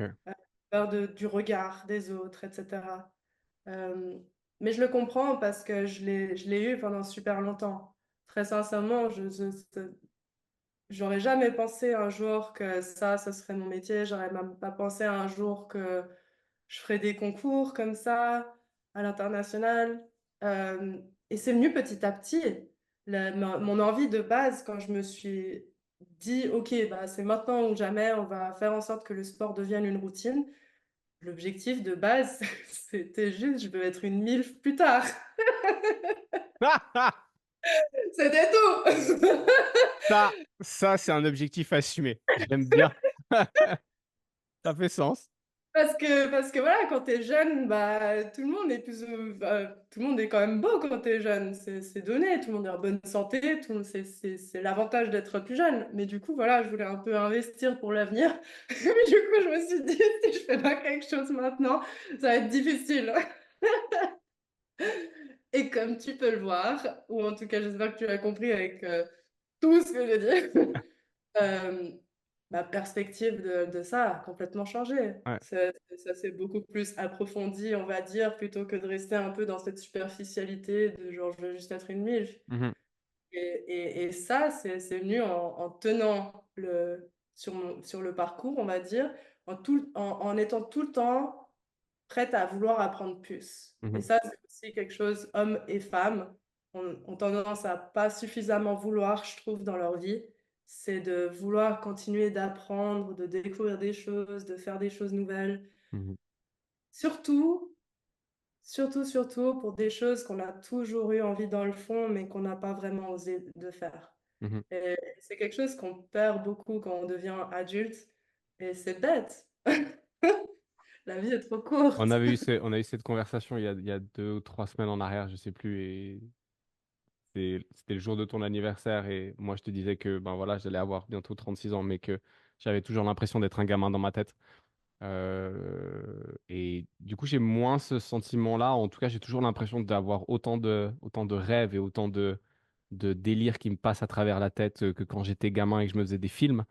Donc, moi, je trouve ça cool et je trouve ça bien d'arriver à des fois voir le monde toujours avec des yeux d'enfant, même si bah, en contrepartie, je suis quand même un adulte, donc j'ai quand même une réalité des choses. Mais j'entends ce que tu dis et je remarque que euh, beaucoup de coachs, enfin pas beaucoup de coachs, mais j'ai l'impression, et tu me diras si tu es OK avec ça, qu'il y a deux catégories de coachs.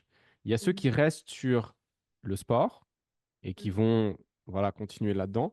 Et il y a ceux qui, dans leur chemin de vie, en se cherchant eux-mêmes et en essayant hein, d'améliorer la vie de leurs clients, prennent conscience de l'aspect global de ce qu'il faut pour réussir à améliorer sa qualité de vie. Et pas seulement, en fait, c'est pas seulement bien manger et faire du sport, mais c'est comprendre pourquoi est-ce que manger sainement c'est important, comprendre est-ce que pourquoi faire du sport c'est important. Et si tu veux améliorer ton hygiène de vie, tu es obligé de comprendre pourquoi est-ce que tu le faisais pas avant. Ou qu'est-ce qui fait que euh, des fois tu le faisais pas en Mhm. grande quantité. Et je prends toujours cet exemple-là. En général, la personne qui est en surpoids ou qui est en sous-poids, parce que ça peut être les deux, elle a très certainement une relation particulière avec la nourriture. Et donc, pour améliorer sa relation à la nourriture, il faut comprendre pourquoi elle s'est détériorée initialement. Et là, c'est plus dans le sport et l'alimentation, mais c'est plutôt dans la partie psychologique. Mhm. Et du coup, c'est intéressant ce que tu dis là et ce changement de perceptif, d'objectif sur le long terme. Et cet Ouais, approfondissement que tu as eu. Je trouve ça cool. bah au final, ça revient à cette envie de pouvoir aider les femmes à juste mieux comprendre leur corps de femme, puis qu'on Mhm. est tellement plus que une future MILF. Clair, Et puis c'est clair.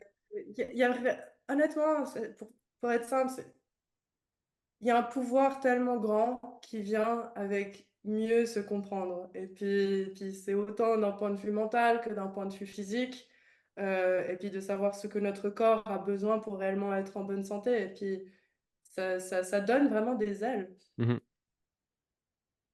Le...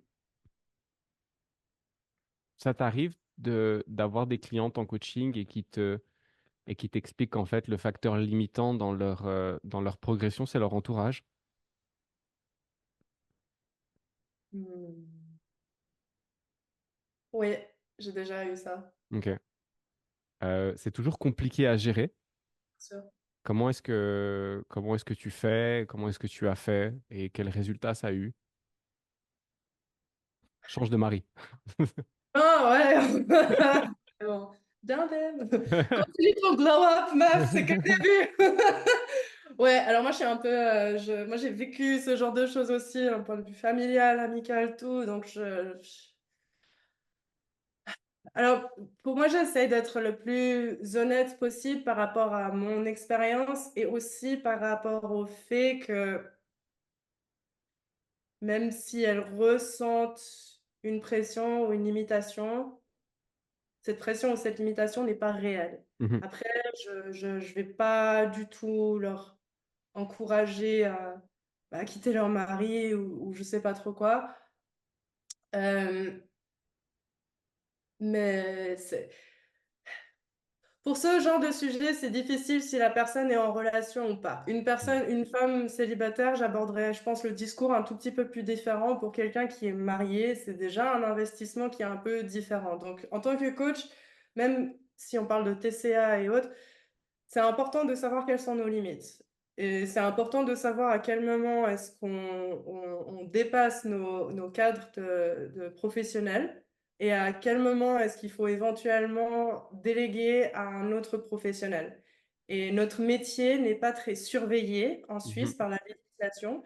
Donc, il se peut que enfin, que des personnes euh, tra- euh, dépassent certaines limites qui ne devraient pas être dans le cadre de leur suivi. Mmh. Donc, c'est des choses auxquelles j'essaye de faire vraiment attention. Des fois, je prends même le temps de réfléchir moi de mon côté avant de continuer la discussion, parce qu'on peut vite se sentir émotionnellement impliqué dans une conversation et du coup, bah, plus facilement laisser sortir des paroles qui, qui ne devraient peut-être pas forcément avoir lieu. Mmh. Euh, mais quoi qu'il en est, le message principal que j'essaye toujours de renforcer, c'est souviens-toi pourquoi est-ce que tu fais ce que tu fais. Mmh. À la fin de la journée, même si tu as des obligations, des pressions avec autrui et tout, euh, personne va changer ta condition. Même si, imaginons une situation absolument parfaite où tout le monde est derrière toi à 2000%, ces personnes ne vont pas être là pour toi à chaque moment qui sera difficile, à chaque petit moment de faiblesse mentale éventuellement où tu Mmh. seras là en train de te dire ah j'ai un peu la flemme aujourd'hui et tout, je vais peut-être un peu courber. Il y a pas de souci si ça arrive. Enfin voilà, ça pour moi ça fait partie de la vie. Je suis pas noire et blanche comme ça, mais même si on a tout le soutien du monde, à la fin de la journée, la seule personne qui a le réel pouvoir de faire changer les choses de façon très concrète, c'est nous. Mmh. Et, et du coup, en disant ça, bah, tu essaies de regarder un peu comment ça se passe, mais c'est vrai que je peux pas tout changer. Ah non, ça c'est sûr. Ça te frustre? Non. OK. Ça, au début, oui. Au début, oui, parce que je suis très impliquée avec mon travail. Très, très, très. Je pense souvent à mes clientes et tout, genre qu'est-ce que je peux faire de mieux pour elles spécifiquement et tout. Donc non, je suis extrêmement impliquée dans ce que je fais, mais je me suis forcée à apprendre à respecter ses limites pour me protéger moi en tant que professionnelle déjà de un, parce qu'on ne sait jamais. Tu peux faire l'acte le plus bienveillant au monde, il suffit que ça passe mal une fois et ça peut être compliqué. Mmh. Euh, et puis, et puis ouais, c'est pour te protéger toi aussi, parce que si au final tu es trop, trop, trop impliqué avec ton travail, comme tout, bah, tu perds un peu pied, quoi, au bout d'un moment. Oui, Puis puis c'est toi le capitaine du bateau, donc il faut garder la tête claire. et puis, c'était bon, tu y as déjà répondu, mais c'était la question que je voulais te poser, c'est euh, et ça c'est un truc que les coachs rencontrent souvent, peut-être pas toutes et tous, mais en tout cas moi je me suis déjà retrouvé confronté à ça. C'est l'histoire de vie de la personne est extrêmement touchante et elle crée chez toi beaucoup d'émotions, beaucoup de compassion, beaucoup d'empathie. Comment est-ce que tu fais pour émotionnellement te protéger, pour pas prendre euh, pour toi la détresse de la personne qui te fait face? Ça dépend, j'ai différentes approches, mais quelque chose qu'il faut pas hésiter de faire, je pense, en tant que coach, c'est de prendre le temps de s'éloigner d'une situation pendant un petit moment. Évidemment, pas larguer le client pendant une semaine, on est d'accord. Mais des fois, voilà, on peut simplement recevoir un enchaînement de messages de la part de quelqu'un et puis ces enchaînements sont négatifs. Première réaction, ça peut être: «Oh, il faut que j'éteigne le feu. Il y a le feu quelque part, il faut que j'éteigne le feu». Des fois, prendre le temps de faire ce que tu avais prévu de faire à la base, de laisser un peu passer le truc et puis de réfléchir un peu, ça te permet de revenir, aborder la situation de façon beaucoup plus efficace, autant pour le client que pour toi-même. Mhm. Mais ça c'est quelque chose qui peut vite arriver, en fait, quand tu travailles online avec, les gens. C'est, tu peux vite devenir esclave de ton téléphone, de tes écrans, de tout, parce que, bah, c'est un peu cette disponibilité, quoi. Mais c'est pour ça il faut savoir quand s'éloigner un peu de ce genre de situation, quand, arrêter de répondre aux gens. Quelque chose que j'ai arrêté de faire aussi, c'est de regarder mon téléphone dès le réveil pour, les messages de clients et tout. Ça paraît tout bête, hein, mais ouais, j'ai appris que ça peut vraiment impacter les choses. Tu te réveilles, le premier truc que tu vois, t'es là. Oh! Ah. Ouais, et puis on est tous des animaux, on a tous Mhm. des émotions, on réagit tous de façon super impulsive à des moments donnés ou un autre.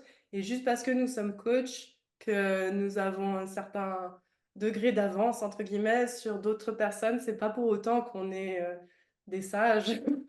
Même le Clairement. Dalai Lama se fâche, hein. Je Ouais, suis sûre qu'il engueule des gens, etc. Et puis on le voit comme la ouais. personne la plus pisse du monde. Mais non, je suis sûre qu'il a des mauvais jours aussi. Oui, oui, et puis enfin, ça, et j'en profite pour compléter, c'est pas parce que on fait du sport et que on arrive à maintenir notre routine peut-être plus que la moyenne que ça nous place nous dans une position de supériorité. Et des fois, j'ai un peu ce sentiment-là que des coachs et hommes, femmes confondus, parce qu'ils ont un beau physique, parce qu'ils arrivent à tenir leur diète, parce qu'ils vont s'entraîner, parce que si, parce que ça, ils estiment ils sont supérieurs, supérieurs aux autres. Et ouais, non, enfin, je pense que c'est juste de la bêtise, mais. Ouais, ou que les coachs online sont en train de se la couler douce et puis qu'on passe notre vie à juste filmer quelques vidéos dans la salle de Non, sport et non, non, non. voyager. Des- Ah, Je pense que le coaching online demande tout autant de travail et d'investissement pour le développer que du coaching en présentiel. Et plus que ça, j'ai le sentiment que dans une relation entre un client et un coach ou une coach qui est online, la fréquence de contact est plus importante qu'avec une personne en présentiel. oui, honnêtement, j'ai trouvé le changement super difficile. Je veux dire, je faisais un métier à la base, donc personal trainer. Après, dès le moment que tu décides de basculer online, bon, c'est vrai que j'ai un peu fait directement les Mhm, deux en même temps. Euh, Tu changes complètement de métier. mhm, C'est genre, tu dois déjà apprendre à maîtriser, être un super bon personal trainer, un bon coach. Et ensuite, tu dois apprendre à développer toutes les compétences que tu as besoin pour la partie digitale. mhm, Et ça, c'est là où je suis hyper reconnaissante avec mon parcours ultra divers. C'est que j'ai pu apprendre les bases de tout ce que j'ai réussi à mettre en place pour le moment, ou en tout cas savoir un peu comment faire. Et après, bah, j'ai utilisé Google, ChatGPT et tous ces bons mhm. outils pour m'aider, quoi. Ouais.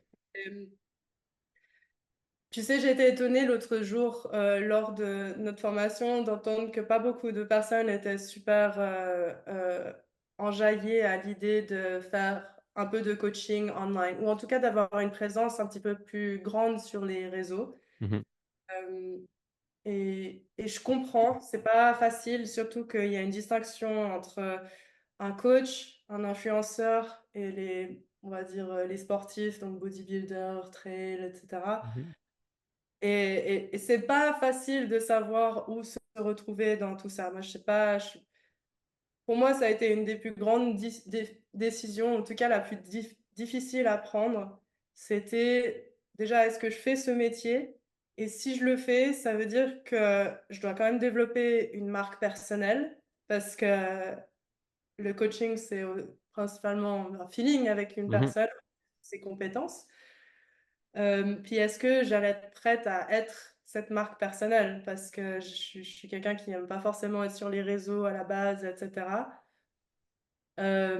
Au final, je me suis lancée parce que c'était ce qui allait me permettre de pouvoir aider le plus de personnes possible sans trop me limiter par mes capacités physiques. mhm, Et dans le personal training en salle, tu es limité par tes capacités physiques. J'ai une famille répartie partout dans le monde. J'avais besoin de me trouver quelque chose qui allait me permettre d'avoir de la flexibilité dans où est-ce que je pouvais travailler. mhm, Euh, donc ouais, c'est toujours difficile.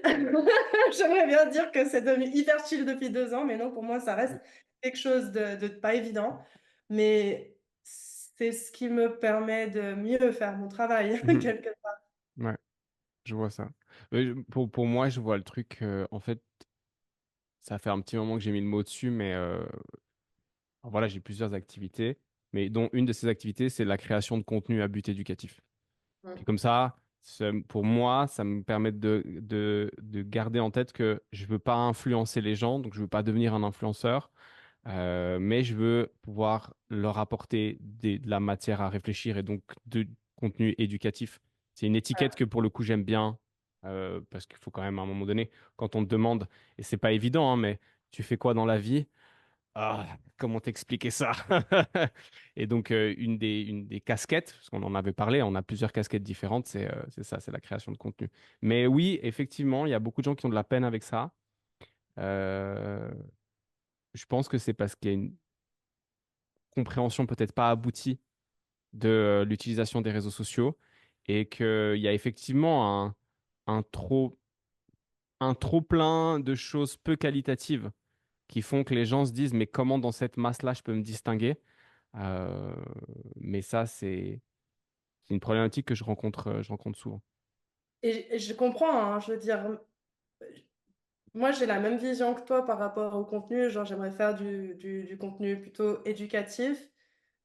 Mais il y a aussi le jeu qu'il faut jouer pour rendre notre contenu le plus visible possible.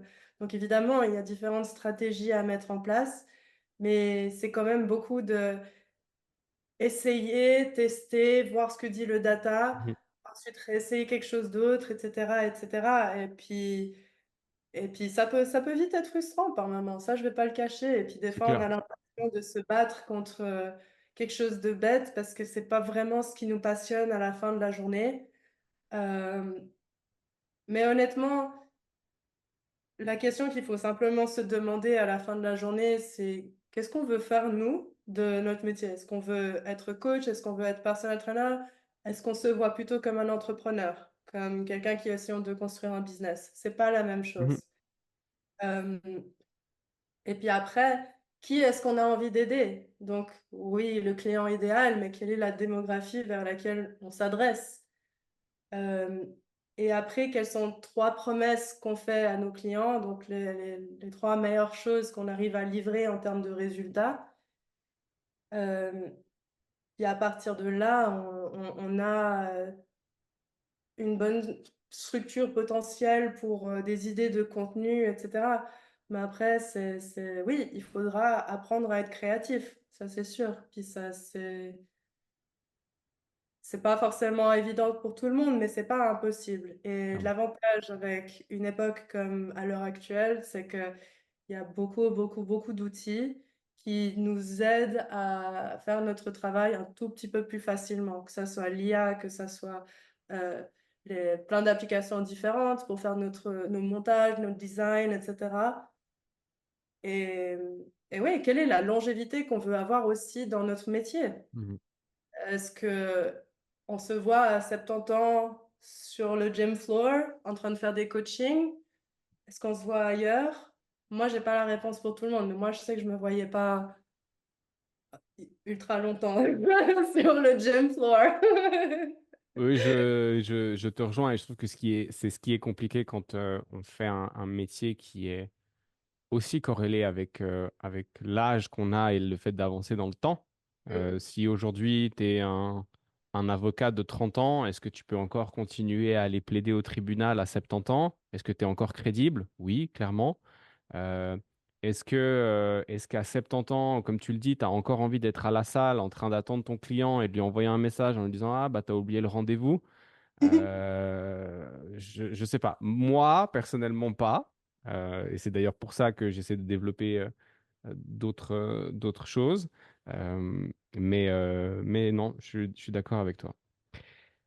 Euh, c'est quoi le Mais revers de... Ouais. il faut que tu continues d'encourager au coach de se poser cette question aussi parce que ouais, c'est pas un métier facile. Non, Dans tous clairement les pas. cas, ça va pas être facile, mais c'est important aussi de se poser les bonnes questions pour euh, assurer la continuité de notre valeur sur le marché, parce qu'à la fin de la journée, c'est aussi la valeur que nous, on peut apporter. Mhm. Et aussi, être sûr qu'on a un plan en place pour nous apporter la vie qu'on mérite. Parce qu'on travaille dur, hein. C'est tellement... Moi, Oh on me yeah. demande encore, ça va tes cours de gym? Alors que c'est tellement plus sophistiqué que ça. Donc voilà. Oui, ouais, oui, oui. Je suis d'accord avec toi. Euh, c'est quoi le revers de la médaille de tout ce que tu fais, Billy? C'est quoi le, le côté obscur de la force? Le temps que tout me prend et le fait que les gens comprennent pas. C'est... Je pense que ça aide pas aussi le fait d'être une femme. Je pense que si j'avais été un homme qui voulait se lancer dans l'entrepreneuriat, j'aurais pas forcément les mêmes sourcils qui se lèvent. Euh, mais ouais, j'ai pas de temps à faire autre chose que ce que je fais en fait. Les gens pensent que c'est un peu la vie facile, que j'ai pas de problème, j'ai pas de quoi que ce soit, mais être son propre patron, ça a quand même beaucoup de challenge. Donc ouais, je dirais surtout ça, Je, cette je- sorte de fait de tout le temps penser à ça. Ça me te dérange rassure, pas, je c'est te, je te- passionnant. je te rassure, c'est pas une... Enfin, en tout cas, moi, je suis confronté au même truc. Hier, j'ai un copain qui est venu à la maison boire une bière et il me dit, Eh, ça va? Je dis, ouais, bah, je suis bientôt en vacances. Il me dit, ah, c'est cool, ouais. Je dis, ouais, mais je vais quand même devoir travailler. Puis il me dit, mais c'est pas des vacances en fait. Je dis, bah en fait, si, parce qu'en fait, je coach pas et je forme pas, mais j'ai quand même du back-office et des choses à faire. Puis il me dit, mais attends, t'es 3 semaines en vacances. T'as 3 semaines de boulot. Et là, je le regarde et je lui fais, je pourrais aujourd'hui me mettre à mon bureau et bosser 8 heures par jour pendant un mois que j'aurais pas fini tout ce que j'ai envie de faire. C'est ça. Ouais. Et ça, c'est quelque chose que vraiment, j'ai quasiment personne dans mon entourage qui le comprend. Mhm. Bon, après, avec ma famille, c'est un poil différent parce qu'il y a plus d'indépendants, donc j'ai un peu grandi avec ça. Donc ça, c'est normal, mais pour toutes mes autres relations, c'est très, très Mhm. compliqué. Et, comme tu dis, on me demande, ah, t'as fini ton travail pour la journée? Et des fois, je me sens un peu obligée de dire oui parce que ça je sais pas pourquoi je me sens obligée, mais j'ai une montagne de culpabilité à chaque fois parce que autant je sais que en tant qu'être humain, j'ai besoin de m'accorder du temps avec autrui, mais ce qui est un peu triste, c'est que je culpabilise énormément aussi de pas être en train de faire ce que je devrais pour mon business. Et Mhm. puis, les deux sont super importants. Bah, Mais il y en a un qui paye mes factures et qui me nourrit la fin du mois, et l'autre pas. So, ouais. c'est un peu- Mais je te comprends. J'ai ça des fois où je rentre à la maison et ma femme, elle fait ça a été la journée, puis je fais ouais, ouais. Et, euh, et elle aussi, elle est coach et nutritionniste. Et des fois, c'est marrant parce qu'en fait, on dit les mêmes choses. On trouve que ce que l'autre dit est incohérent, mais en fait, on dit les mêmes choses. Et je dis ouais, mais en fait, j'ai pas fait grand-chose aujourd'hui. Mais t'as pas coaché? Je dis ouais, si, si. Mais t'as fait combien de séances? Je sais pas, 5 6 7 8. Puis tu dis que t'as pas fait grand-chose. Ouais, mais en fait, ma to-do list est tellement grande que j'ai réussi. Alors oui, j'ai fait le coaching, mais j'ai killé qu'un truc sur la to-do list. Et t'es là, ouais, bah j'ai rien fait aujourd'hui. c'est ça, c'est exactement ça. Je comprends.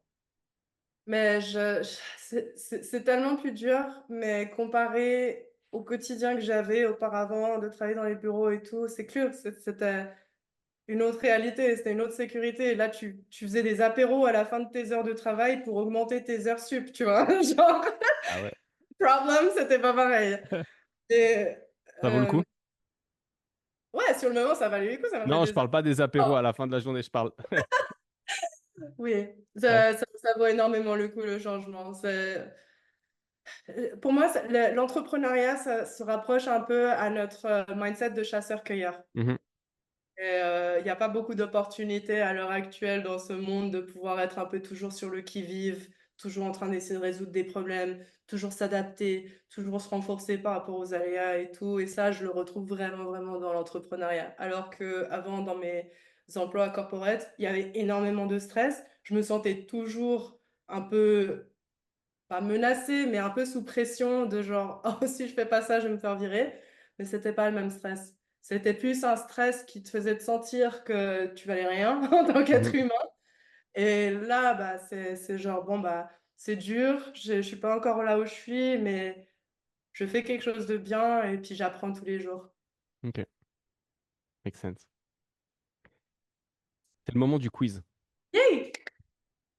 C'est quelques questions. L'idée, c'est que tu as beaucoup réfléchi jusqu'à maintenant quand je te posais des questions. Et là, tu réfléchis le moins possible pour me répondre. Ok. Ça marche? Tu es prête? C'est parti. Quand tu étais petite, tu jouais à quoi? Je jouais dans le jardin à des choses imaginaires. Je Ok. me rappelle des choses. Un aliment que tu n'aimes pas manger. Les abats. Ouais. Euh, Tu ne peux en garder que un seul tout le reste de ta vie. Entraînement bas du corps ou entraînement haut du corps? Bas du corps. Ok. Est-ce que tu as une manie? Une manie, C'est tu entends euh, mauvaise habitude. ouais, une habitude, mais c'est plus qu'une habitude. C'est vraiment un truc, faut que ce soit fait comme ça et pas autrement. Oh,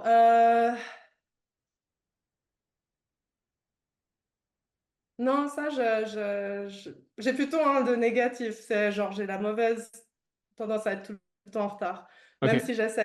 C'est parce que j'ai toujours des imprévus qui se rajoutent et du coup, je suis toujours un peu en retard. Et puis, ça, ouais, c'est ok, pas une manie, mais c'est un truc un peu trop récurrent. ça marche. Ta citation préférée si tu en as une? Euh, je vais essayer de te la traduire de l'anglais. Euh, ouf. Parce que le mot que j'essaie de traduire, c'est empowered. Bah Euh, vas-y en anglais déjà. ok, empowered women empower other women. Donc en gros, les femmes qui ont eu ce déclic interne vont chercher à habiliter et puis à encourager, à apprendre à d'autres femmes comment atteindre le même déclic aussi. Ok. On s'aide. Tu dis des gros mots? Oui, C'est quoi surtout en c'est quoi le gros mot que tu dis le plus? Pâques. Tout le temps.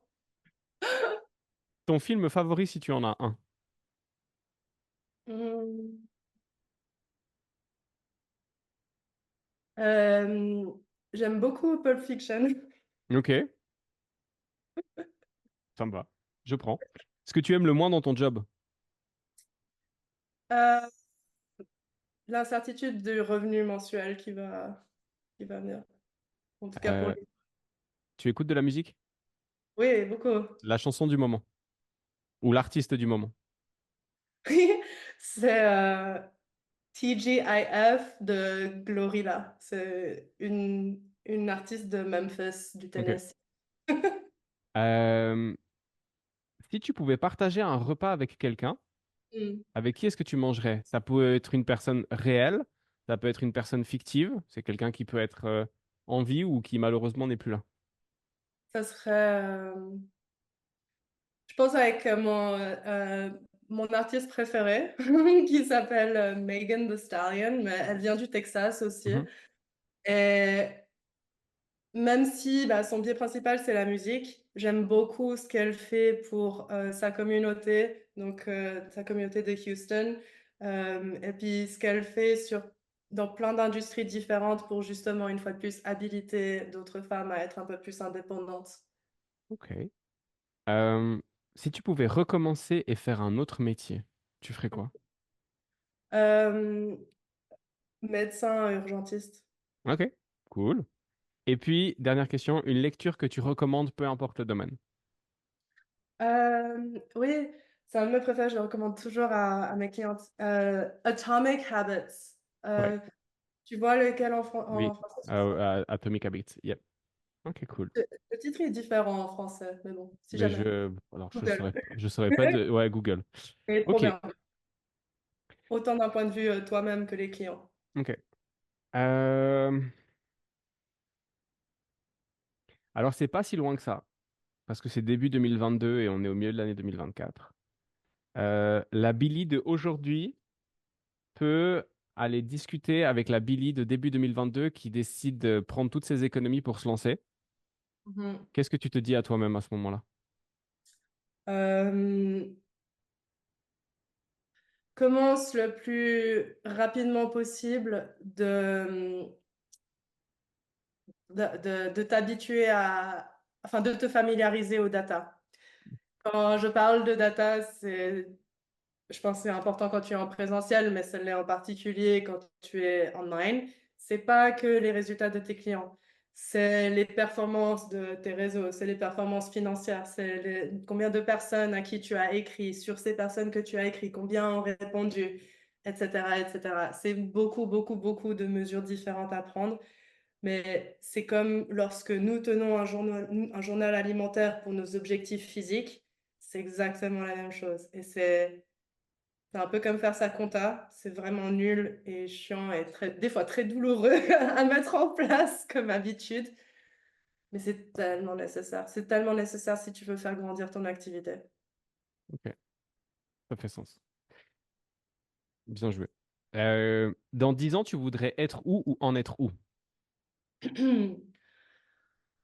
Euh, dans 10 ans, j'aimerais faire toujours ce que je fais, mais encore mieux structuré Mhm. et, comment dire, un package, un investissement un petit peu plus grand pour les clientes, mais du coup, quelque chose qui serait vraiment beaucoup, beaucoup plus complet. Euh, je pense pas que je me verrai en Suisse, par Ok. contre.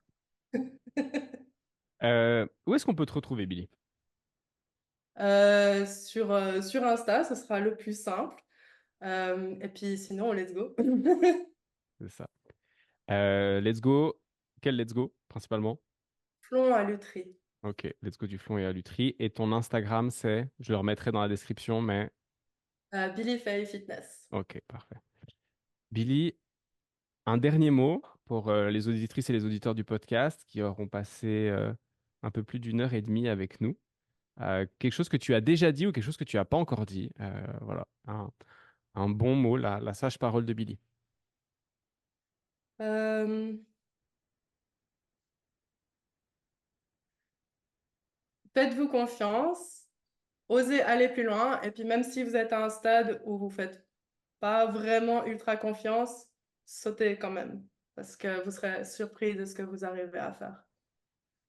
Le meilleur investissement qu'on puisse faire dans cette vie, c'est sur nous-mêmes. Et ça, je regretterai jamais, jamais, jamais. J'ai toujours mis un maximum pour mes formations continues, pour aider mon business, pour construire mon réseau de professionnels, etc.